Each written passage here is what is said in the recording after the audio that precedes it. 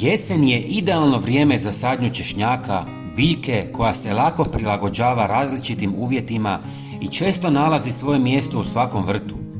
Osim što oplemenjuje kulinarske specijalitete svojim intenzivnim okusom, češnjak ima ulogu prirodnog zaštitnika, štiteći druge biljke od štetnika. Za razliku od zahtjevnijih kultura poput rajčice ili paprike, češnjak zahtijeva manje pažnje, ali ga ipak mogu napasti štetnici. Češnjakova muha, moljci, lisne uši, nematode, buhe i razni kukci često napadaju usjeve češnjaka, stoga je jako važno napraviti jedan ključan korak prije sadnje kako bi ga zaštitili. U 300 ml mlake vode dodajte pola žlice kurkume i miješajte dok se ne rastopi. Kurkuma je odličan prirodni antiseptik koji pomaže u zaštiti češnjaka od gljivičnih infekcija i bolesti tijekom sadnje.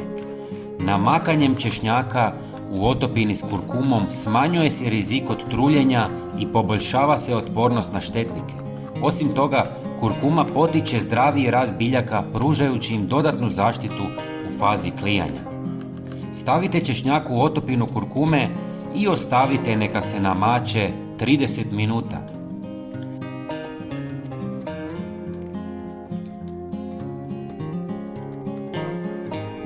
Zatim izvadite češnjak, ostavite da se osuši i zatim ga posadite.